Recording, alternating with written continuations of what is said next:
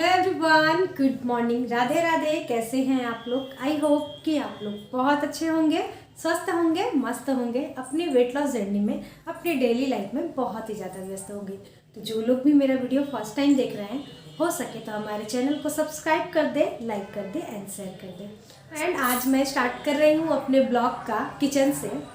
आप सभी को जिस तरीके से मेरे वेट लॉस ब्लॉग पसंद आई है, उसी तरीके से बहुत सारे लोग हैं जिन्हें मेरी कुकिंग रेसिपीज़ भी बहुत पसंद आती है। तो मैं सोची चलो क्यों ना उसे भी शेयर करते हैं। बहुत सारे हमारे ऐसे फ्रेंड हैं जो कि कहते हैं कि आप जो भी बनाती है सभी की रेसिपी ज़रूर शेयर कीजिएगा। तो चलिए उसी बात को याद रखते हुए शेयर करते हैं। तो अभी मैं आ गई हूँ किचन में। नाश्ता पानी सब कुछ हो गया है। बच्चों की छुट्टियाँ चल रही है विंटर वाली, क्योंकि अभी आज है 26 दिसंबर, तो आज से छुट्टी है बच्चों का। हालांकि कल से ही छुट्टी है, छुट्टियां मना रहे हैं। तो आज अब हमारे तरफ ना उतनी ठंड नहीं पड़ रही है, तो जिसके कारण आज बहुत दिनों बाद मैं बना रही हूँ हमारे घर का फेवरेट खाना, दाल चावल चोखा पापड़ चटनी, यही सब बनाने वाली हूँ। बहुत ही सिंपल सा खाना है, सादगी भरा खाना है। तो चलिए आप सभी के साथ वही शेयर करते हैं। आज जो मैं बनाऊँगी आप सभी के साथ शेयर करूँगी, क्योंकि हैवी सा खाना तो हम लोग अक्सर खाते ही रहते हैं, लेकिन जो बात सिंपल खाने में होती है ना, वो चीज़ हैवी खानों में कहा। हैवी खाना 1 से 2 दिन खाएंगे फिर मन भर जाता है, लेकिन सिंपल खाने से कभी भी मन नहीं उठता है। तो चलिए स्टार्ट करते हैं। आप सभी को बैठाते हैं किचन में। उसके बाद तो चलिए गर्म पानी चढ़ी हुई है, उसे उतारते हैं। सबसे पहले बना लेते हैं दाल चावल, उसके बाद फिर आगे बनाएंगे। सो फ्रेंड, दाल चावल तो बहुत ही नॉर्मल सी बात है, सभी के घरों में बनती है। लेकिन आप लोग कभी ये चीज़ नोटिस कीजिएगा कि सबके घरों में ये बनती है, लेकिन फिर भी सभी के घरों का ना स्वाद अलग अलग सा ही आता है। आस पड़ोस का छोड़िए, अपने फैमिली वाले के घर का छोड़िए, स्टेट वाइज भी बहुत डिफरेंसेस होती है। आप जब भी खाओगे ना, सेम चीज़ बन रहा है बगल वाले के घर में भी या फिर और कहीं भी, लेकिन स्वाद में ना बहुत ही फ़र्क होता है। जैसे कि देखिए, दाल चावल मेरे मायके में भी बनता था, लेकिन वहाँ का स्वाद कुछ अलग था। ससुराल में बनता है, यहाँ का स्वाद कुछ अलग होता है। ननद लोग के घर में जाती हूँ, दीदी लोग के घर में जाती हूँ, तो वहाँ का भी स्वाद ना कुछ अलग होता है।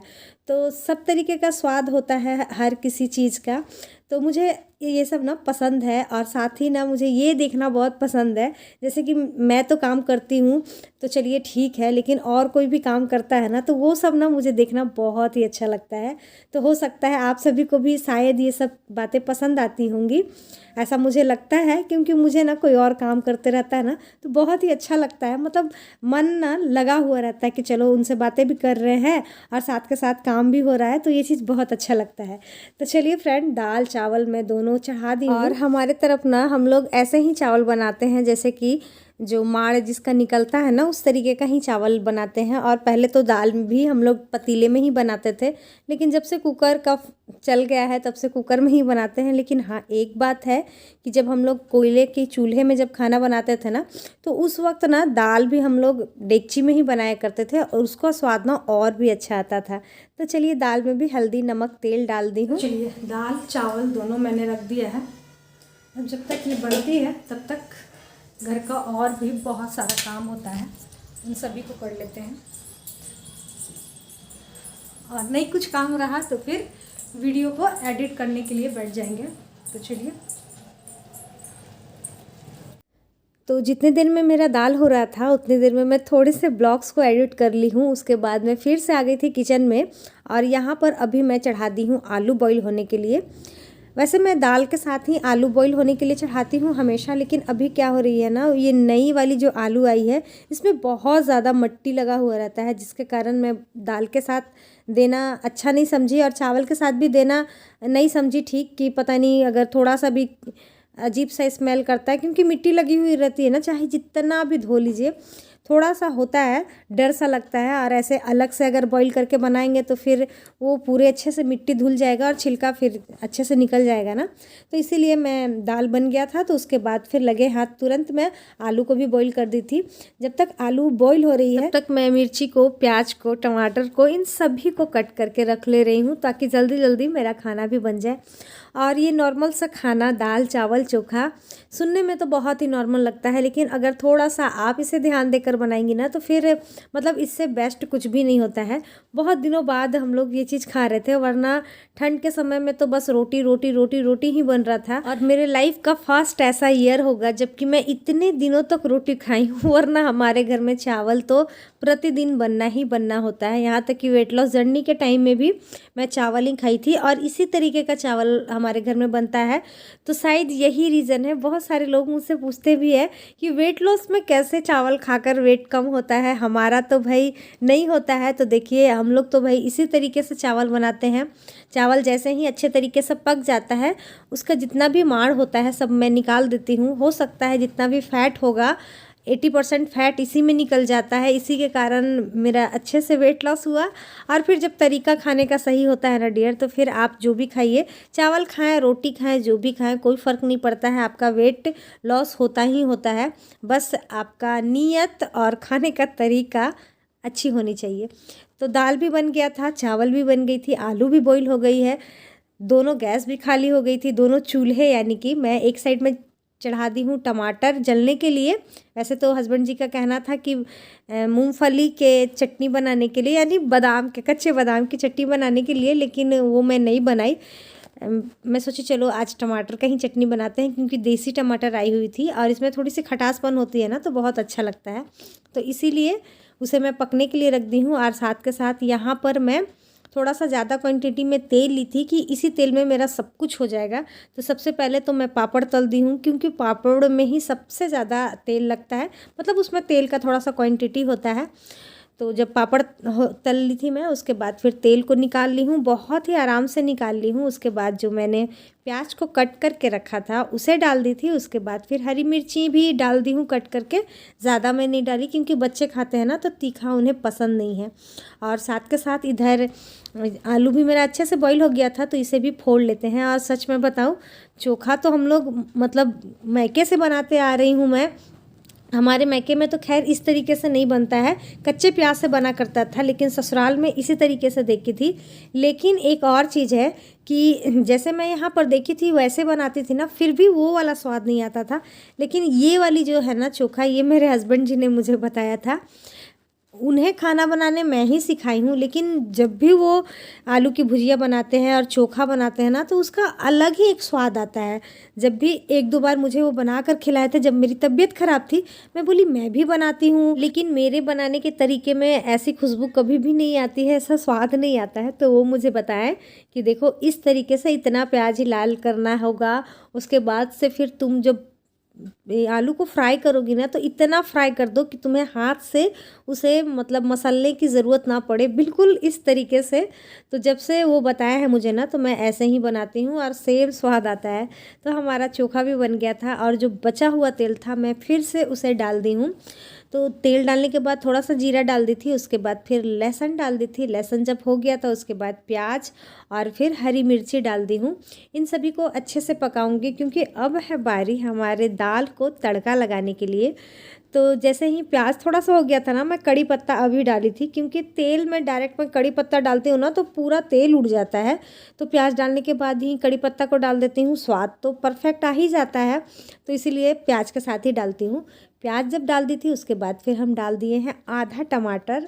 टमाटर जल्दी पकता नहीं है, तो जिसकी वजह से मैं डाल दी थी इसमें थोड़ा सा नमक डालकर जैसे ही पकाई थी, जैसे ही पका थोड़ा सा डाल देते हैं इसमें हल्दी, ताकि दिखने में भी अच्छा लगे ना। खाना स्वादिष्ट तो बनता ही है, लेकिन कभी कभी क्या होता है, कभी क्या हमेशा खाना जो दिखने में अच्छा लगता है ना, तो इंसान का ना खाने की तरफ और रुझाव भी आ जाता है मेरे अनुसार।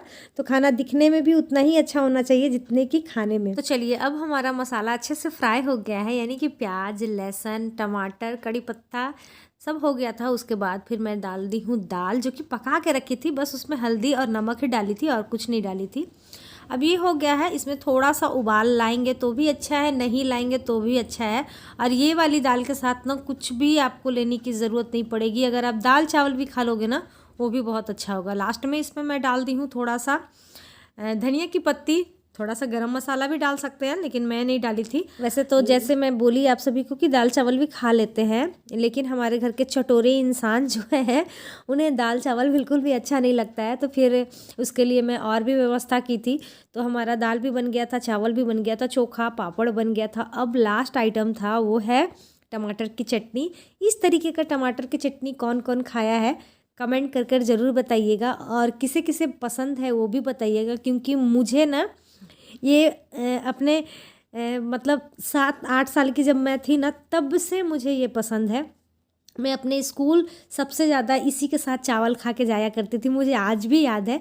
मतलब ये एक ऐसा चीज़ है ना कि आज भी मेरी फेवरेट है, जब भी मुझे दे दोगे मैं खा लूँगी, मुझे बहुत ही ये पसंद है। और ठंड का समय का जो टमाटर होता है वो तो थोड़ा सा खटासपन जो होता है ना वो तो और भी अच्छा लगता है, और अच्छे से गल भी जाता है, तो बहुत ही अच्छा लगता है भाई। हमें तो बहुत ही ज़्यादा पसंद है, बहुत ही अच्छा लगता है। इसमें बस थोड़ा सा प्याज को पतला पतला कट करके डाल दे, हरी मिर्ची से ज़्यादा स्वाद सूखी मिर्ची को जलाकर जो बनता है ना वो तो और भी अच्छा लगता है। लेकिन मतलब सेहत का भी थोड़ा सा ख्याल रखना चाहिए, खाने के लिए वो थोड़ा सा अनहेल्दी होता है, इसलिए मैं नहीं डाली हूँ। और बस सरसों का कच्चा तेल डाल दें और फिर नमक डाल दें, धनिया की पत्ती डाल दें। आहा, खैर चलिए, हमारा खाना लगभग क्या पूरे तरीके से बनकर हो गया है तैयार। गर्मा गर्म सारा खाना है, तो देर मत लगाइए, बिल्कुल भी देर लगाने की ज़रूरत नहीं है। जल्दी जल्दी आ जाइए हमारे घर, खाने पर दावत है भाई आपकी। पिछली वीडियो पर हमारे बहुत सारे फ्रेंड का कहना था कि दीदी हमारी दावत कब है, तो भाई देर किस बात की है, चले आइए हमारे घर, जल्दी जल्दी से खा लीजिए गर्मा गर्म सिंपल सा खाना। और इस खाने को ना लड़के भी बना सकते हैं, जो कि जिन्हें खाना बनाना नहीं आता है ना वो लोग भी बहुत ही आराम से बना सकते हैं और बहुत ही ज़्यादा टेस्टी लगता है। तो चलिए, यही सब आज का ब्लॉग था। आपको आज का मेरा ब्लॉग कैसा लगा कमेंट करके ज़रूर से ज़रूर बताइएगा। और जो लोग कहते हैं कि दीदी आपका खाना देखकर मुंह में पानी आ जाता है, तो कैसे खाएं, वेट लॉस के समय में ये सब चीज़ें ना दिखाया करें, कोई बात नहीं है डियर, आप सभी को खा सकते हैं। बस यही होना चाहिए कि जितना हैवी खाना खा रहे हैं ना आप दिन में ही खाएं, अच्छे से च्यू करके खाएं। रात में जितना जल्दी हो सके, यानी कि 7 बजे से पहले खा लेना, तो फिर आपका वेट ज़रूर से ज़रूर कम होगा। हाँ, अब बहुत हैवी सा खाना आप पर डे खाओगे तो वो तो भाई हानिकारक होगी ही ना, लेकिन वीक में अगर एक बार खाएंगे ना तो वो कुछ भी नहीं होता है। और आप देख ही रहे हैं कि कितने दिनों से मैं इस तरीके का खाना खा रही हूँ, लेकिन फिर भी मैं आप सभी को जैसी थी वैसे ही दिख रही हूँ ना।